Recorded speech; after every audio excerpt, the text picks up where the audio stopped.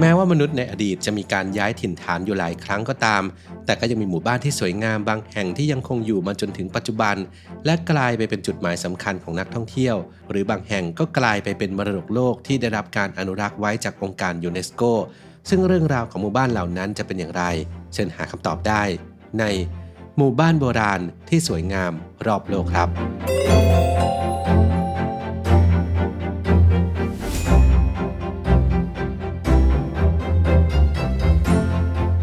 1. หมู่บ้านชิราคาวาโกะ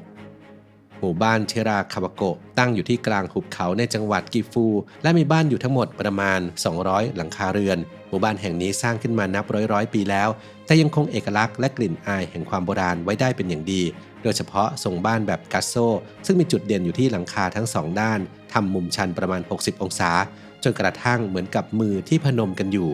นอกจากนั้นสิ่งที่เป็นเอกลักษณ์อีกประการหนึ่งของบ้านแบบกัสโซก็คือบ้านทั้งหลังจะไม่ใช้ตะปูตอกเลยแต่เป็นการนำไม้มาขัดกันและผูกเชือกเพื่อเสริมความแข็งแรงซึ่งก็คล้ายกับการปลูกเรือนไทยของเราที่ก็ใช้หลักการในลักษณะเช่นนี้หมู่บ้านชิราคาวาโกะเปิดให้นักท่องเที่ยวได้เข้าชมตลอดทั้งปี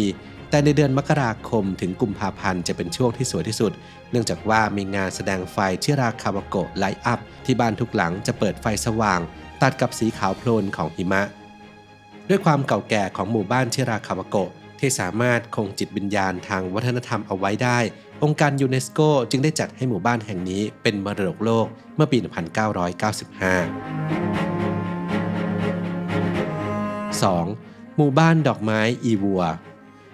หมู่บ้านดอกไม้อีวัวตั้งอยู่ทางทิศตะวันออกสุดของประเทศฝรั่งเศสและอยู่ริมทะเลสาบเจนีวาถูกสร้างขึ้นมาตั้งแต่ในยุคกลางหรือเมื่อประมาณ700กว่าปีก่อนดังนั้นจึงมีกำแพงเมืองและหอรบต่างๆหลงเหลือข้ามกาลเวลามาด้วยซึ่งสิ่งก่อสร้างเหล่านี้ก็ทำขึ้นมาจากหินและไม้ส่วนสิ่งที่เป็นเอกลักษณ์และจุดเด่นของหมู่บ้านนี้มากที่สุดก็คือสองข้างทางเดินของถนนที่ตัดเข้าไปในหมู่บ้านนั้นเต็มไปด้วยดอกไม้และสวนดอกไม้หลากสีสันอันงดงามรวมถึงโบราณสถานต่างๆเช่นโบสถ์และปราสาทอีกด้วยนอกจากการชมดอกไม้อันสวยงามภายในหมู่บ้านและบริเวณโดยรอบแล้วที่หมู่บ้านดอกไม้อีวัวก็ยังมีพิซซ่าที่ทำขึ้นมาตามแบบฝรั่งเศสดั้งเดิมให้ได้รับประทานอีกด้วยด้วยความที่หมู่บ้านอีวัวมีความสวยงามเช่นนี้จึงถูกจัดอันดับให้เป็นหมู่บ้านที่สวยงามมากแห่งหนึ่งของประเทศฝรั่งเศส 3. หมู่บ้านกีทูน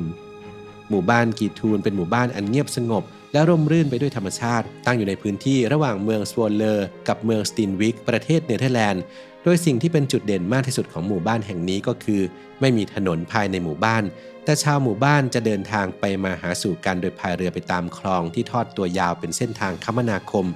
ดังนั้นจึงไม่มีเสียงของรถยนต์หรือมลพิษทางอากาศรบกวนการพักอาศัย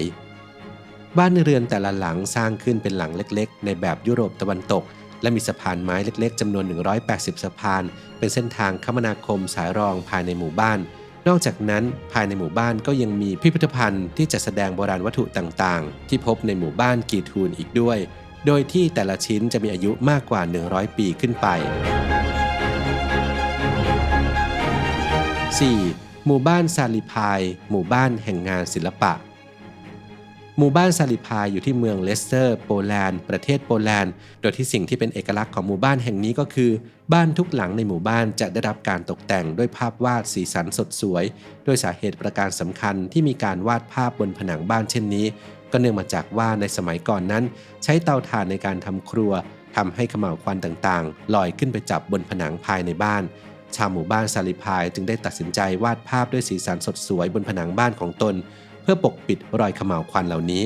และภาพที่พวกเขาวาดนั้นก็มักจะเป็นภาพของดอกไม้สีสดที่เรียกว่าภาพโฟล์กอาร์ตซึ่งเป็นลักษณะของงานศิลปะพื้นบ้านของชาวโปแลนด์มาตั้งแต่โบราณกาลสืบต่อกันมา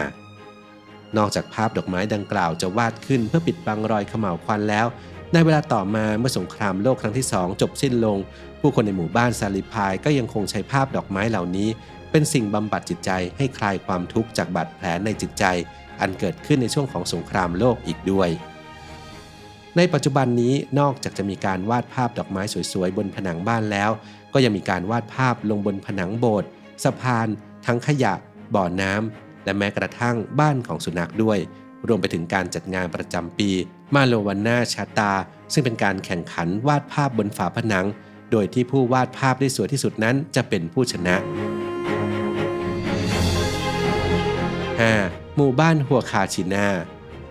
แม้ว่าทะเลทรายจะแห้งแล้งและร้อนระอุเพียงใดก็ตามแต่ท่ามกลางความกันดารนั้นก็ยังมีหมู่บ้านแห่งหนึ่งตั้งอยู่รอบทะเลสาบอันกว้างใหญ่และสายน้ำใสราวกับกระจกโดยหมู่บ้านแห่งนี้ก็คือหมู่บ้านฮัวคาชิน่าซึ่งคำว่าฮัวคาชิน่าก็มีความหมายว่าทะเลสาบเร้นลับหมู่บ้านฮัวคาชิน่าตั้งอยู่ห่างจากกรุงลิมาอันเป็นเมืองหลวงของประเทศเปรู300กิโลเมตรมีประชากรอยู่ประมาณ100คนแต่กลับมีนักท่องเที่ยวไปเยี่ยมเยือนนับหมื่นคนต่อปีส่วนทะเลสาบขนาดใหญ่ที่อยู่กลางหมู่บ้านนั้นก็มีตำนานที่เล่าสืบต่อกันมาว่าในอดีตอันไกลโพ้นมีเจ้าหญิงผู้สูงศักดิ์องค์หนึ่งมาลงเล่นน้ำอย่างที่แห่งนี้ซึ่งในตอนนั้นก็เป็นเพียงบ่อน้ำเล็กๆแต่ในขณะที่พระองค์กำลังส่องกระจกนั้นพระองค์ก็มองเห็นนายพรานคนหนึ่งกำลังย่องตรงมาที่พระองค์เจ้าหญิงผู้สูงศักดิ์จึงรีบขึ้นจากน้ำโดยทิ้งกระจกบานนั้นไว้บนพื้นทรายซึ่งในเวลาต่อมากระจกบานดังกล่าวก็กลายเป็นทะเลสาบขนาดใหญ่นี้ส่วนผ้าคลุมที่เจ้าหญิงทำตกไว้ก็กลายไปเป็นเนินทรายที่แวดล้อมอยู่รอบโอเอซิสส่วนเจ้าหญิงนั้นตามตำนานก็กล่าวว่าพระองค์ก็ยังคงหลบซ่อนอยู่ที่ใต้ทะเลสาบแห่งนี้และหากมีชายหนุ่มคนใดลงเล่นน้ำในเวลากลางคืนก็อาจจะถูกพระนางดึงลงไปอยู่ด้วยกันที่ใต้ทะเลสาบนอกจากนักท่องเที่ยวจะนิยมมาพักผ่อนที่หมู่บ้านฮัวคาชิน่าแล้วก็ยังมีกิจกรรมอื่นๆให้ทำอีกครับเช่นการเล่นสกีทรายการขับรถตะลุยเนินทรายหรือการพายเรือเล่นในทะเลสาบ 6. หมู่บ้านเลาเทอร์บรุนเนนหมู่บ้านเลาเทอร์บรุนเนนมีความงดงามราวกับถูกรังสรรค์ขึ้นมาด้วยมนตราโดยที่หมู่บ้านตั้งอยู่ที่รัฐแบรนด์เขตหุบเขาจุงเฟราประเทศสวิตเซอร์แลนด์แม้ว่าหมู่บ้านจะเป็นหมู่บ้านเล็กๆและเป็นเพียงทางผ่านไปยังสถานที่ท่องเที่ยวอื่นๆในประเทศสวิตเซอร์แลนด์ก็ตามแต่หมู่บ้านเลาเทอร์บรุนเนนก็มีประวัติความเป็นมาอันยาวนานนอกจากนั้นก็ยังมีธรรมชาติอันงดงามให้นักท่องเที่ยวได้ชมอีกด้วยโดยเฉพาะน้ำตกขนาดใหญ่ที่อยู่กลางหมู่บ้านรวมไปถึงน้ำตกแห่งอื่นๆอีก72แห่งซึ่งหนึ่งในนั้นก็คือน้ำตกสตาลบาร์กซึ่งเป็นน้ำตกที่นักท่องเที่ยวนิยมไปชมเนื่องจากมีความสูงถึง297เมตรด้วยเหตุที่หมู่บ้านแห่งนี้มีน้ำตกอยู่เป็นจำนวนมากดังนั้นชื่อของหมู่บ้านเลาเทอร์บรุนเนนจะมีความหมายในภาษาอังกฤษว่า many fountains 7. เมืองชนบทคอสโบว์เป็นเมืองชนบทของประเทศอังกฤษที่อาคารบ้านเรือนทั้งหลายยังคงความเก่าแก่เอาไว้ได้จนกระทั่งกลายไปเป็นเอกลักษณ์ของเมืองแห่งนี้โดยเฉพาะที่หมู่บ้านไบเบอรี่ซึ่งจุดเด่นสำคัญของหมู่บ้านแห่งนี้ก็คือกลุ่มกระท่อมหินที่เรียงตัวกันเป็นแถวมีชื่อเรียกว่าอาร์ลิงตันโรสร้างขึ้นเมื่อประมาณปี 1380 ตามลักษณะสถาปัตยกรรมชนบทในยุคกลางโดยที่ในตอนแรกใช้เป็นที่เก็บขนสัตว์แต่ต่อมาในศตวรรษที่ 17 ก็ปรับเปลี่ยนไปเป็นที่พักของช่างทอผ้า